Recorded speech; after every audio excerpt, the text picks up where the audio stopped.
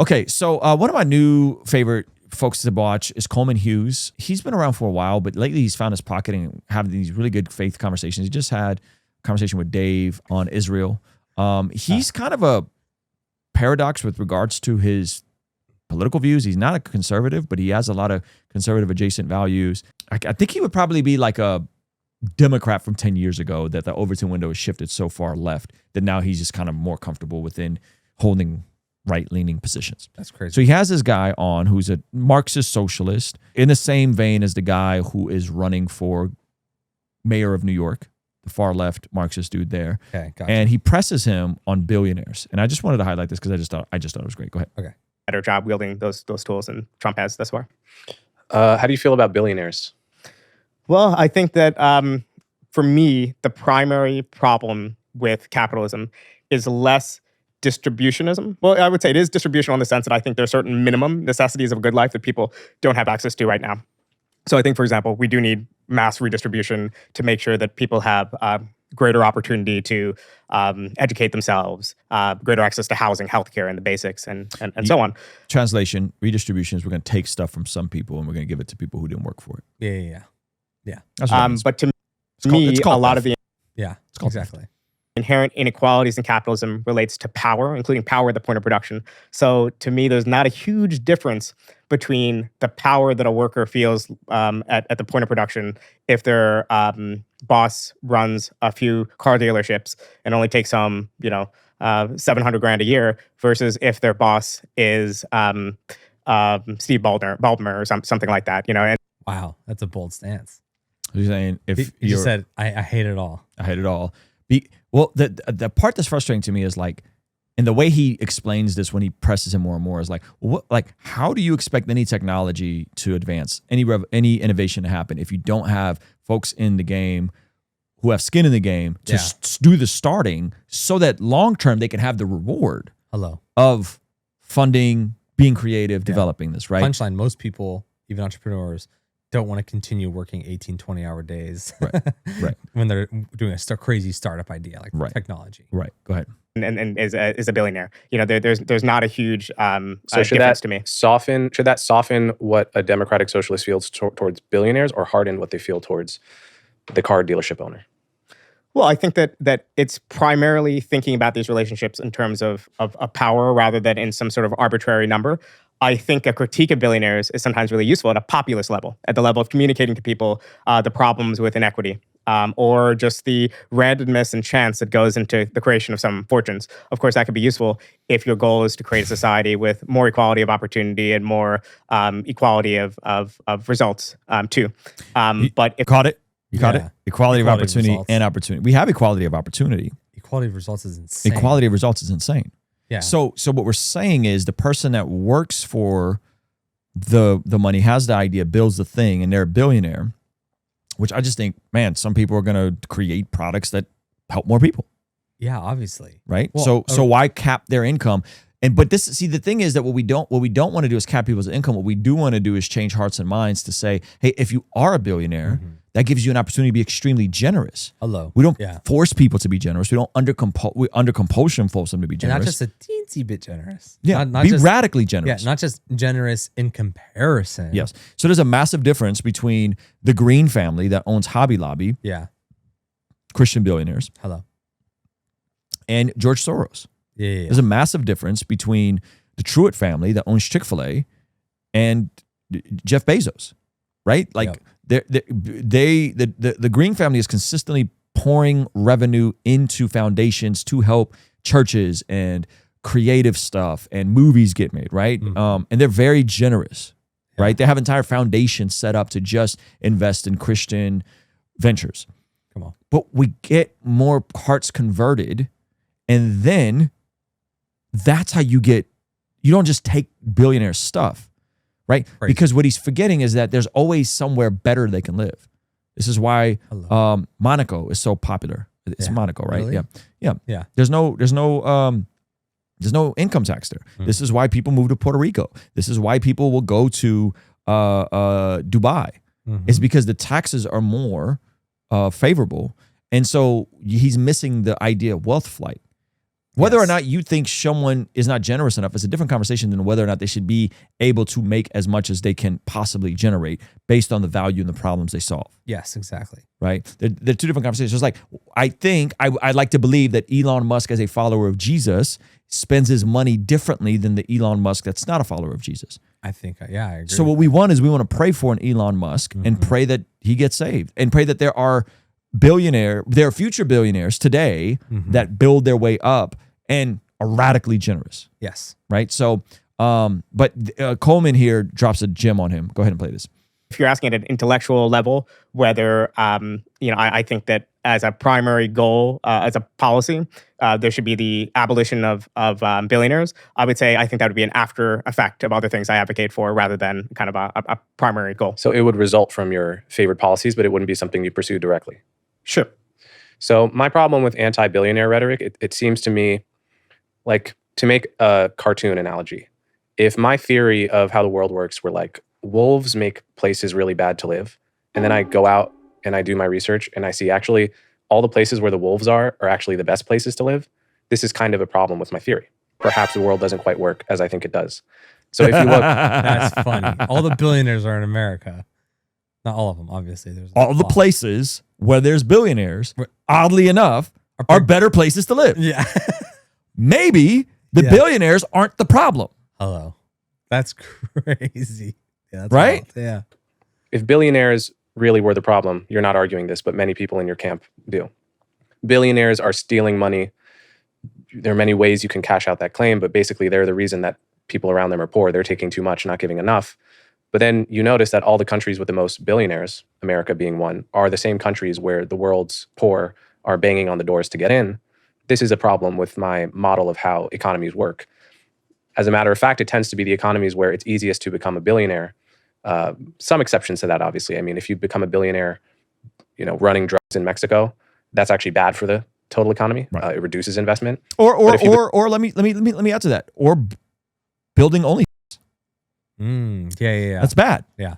Right? That is bad. So like, again, yes, he's right. There are things that are harmful to people. Yeah. I don't necessarily think that like Amazon or Walmart is one of those things. No, I don't think so. I think there's times where, Amazon will undercut small sellers and kind of do some shady stuff, or Walmart took out little mom and pop shop stores. Yeah. Yes, I think that's true, but I also think that like they help a lot of people as well. Hello. Yeah. Become a billionaire under a set of rules that is broadly not totally corrupt. The types of places where it's easier to do that are also the types of places where it's easier to be a poor person, to begin as a poor person and end as end middle class, for lack of a better term. So to me, the whole socialist critique of billionaires, it seems to just totally misconceive how economics works. Well, I would say Pause there's it. a social. And how does economics work? Unfortunately, the people who know how to earn money will earn money. And unfortunately, and this is sad, is like money floats to the top. Yeah. Right. So Patrick Bet-David made the claim that if all the money in the world was redistributed evenly, the folks who are billionaires would get all the money back within 5 years. Because they know how to set up systems and offers and products and businesses and scalability to get there. Yep. So it's not that they're going to steal it from every single person. Yep. People are going to willingly hand it over to the same set of people. Yep. That's the punchline about capitalism. Yes. It's like you're forgetting that people are willingly handing this inequality over. Yes. Yes. Right? Isn't that so funny? Yeah. Absolutely. Go ahead. Now watch him flail. Like, Okay.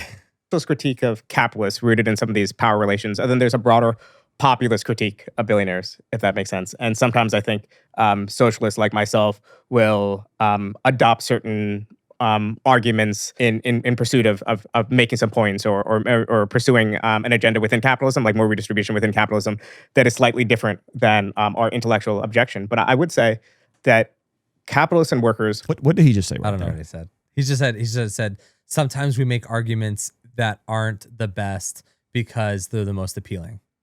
That's kind of what he just said. So you lie.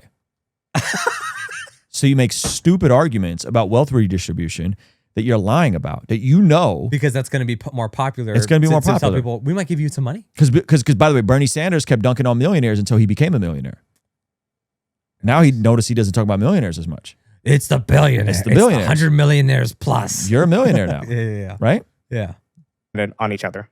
I think it's an asymmetrical dependency. I think it's built with all sorts of inequities. But there's a belief that I was actually inculcated at the very beginning when I was becoming a Marxist, and it's somewhat apocryphal. This is ascribed to a million different people like Frederick Jameson and others, but I don't actually think he said it. But it goes like, the only thing worse than being exploited by capital in capitalism is not being exploited by capital.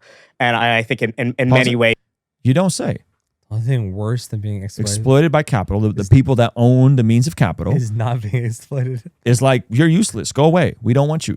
Because you're incompetent. You're not efficient. You're not a good performer. We don't have any value for you. So funny. Or Yeah. you can just become better, Or just get a job and or get a job at something that's aligned with your skill set, or improve your skill set get the next job and get the next job. Yeah. Who would have thought? Who would have thought? Let him cook. Let him cook though, because this is so incoherent to me. Yeah. That's been a lot of the truth of the 20th century and 21st century. That I conceive of a world after capitalism, but I don't want to get trapped in a middle ground where we're still within capitalism, but we make it impossible for capitalists to actually accumulate wealth and actually guide production. He wants to take everyone's stuff. What did he just say? He said, I just want to end the system as we know it. I want all or nothing. Yeah, that's what Stalin did. Yeah, hello. We tried that. Yeah. You're describing exactly what history has proven doesn't work. This is the brain rot being taught to young people. That's really funny. At least he admits it, though. At least he admits, hey, this doesn't work as like a pseudo capitalism thing. Like it has to be all or nothing. And then we're like, yeah, it's just still doesn't work. Yes. And that's like a Civil War 101. Yeah. If you're going to be like, oh, we're just going to get rid of the system as we know it. Yeah. It's like, okay. That's great. Then we're in the worst of both worlds. We're not far enough for socialism, but we've also kind of made it so that the current system doesn't work. And then we just have immiseration of everyone.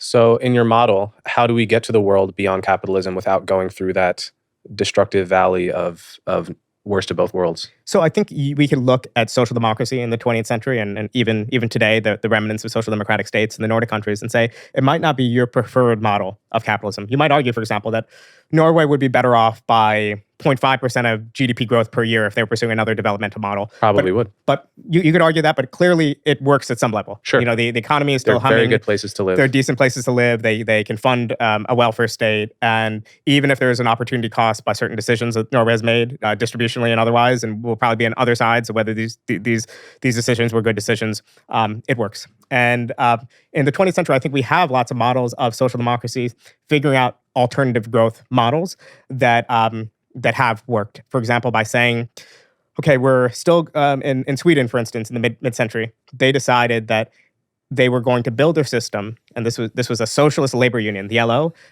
backed by a socialist party, the SAP, decided they had a growth model in mind, the Renmeidner model. And this growth model would be based primarily on the lever of not necessarily state intervention, actually at its peak. Here's the best part about all this, is there's a video everyone should watch. I know a dude from Sweden, like secondhand know him, who's an online business owner and is leaving Sweden because they're charging, because if you're a business owner, you get charged like 60% tax if you don't hire Swedish people. Oh, yeah. Well, Sweden, that they forget, is that Sweden is also very, everyone kind of looks the same. So one, it's a very, everyone's white. Yeah. Okay. And two, all you got to do is do a little bit of research and you'll discover that Sweden is not a socialist success. There's actually more capitalistic. It's more capitalist. What they do is everybody pays more, not the wealthy people. Everybody pays more. So the going tax rate in Sweden, I want to say, is between 40 and 50% that everybody pays. Yes. Now, if you're in America and you're like, hey, poor people, wealthy people, middle class people, everyone's going to pay 40 to 50%. That's crazy. Then that the country has to collectively come to that. Not, hey, we're just going to keep taxing the billionaires, because wealth flight is a real thing. They will leave. Where are the patterns of migrations happening? People are leaving New York, they're leaving California, and they're going to Texas and they're going to Florida. Why? Yeah. To save money on taxes. If you then say, well, we're going to hit them even harder with federal taxes, they're going to leave and go to Dubai. I got friends in Dubai right now. Yeah. Our friend Zuby lives in Dubai. Why? Because he got tired of London.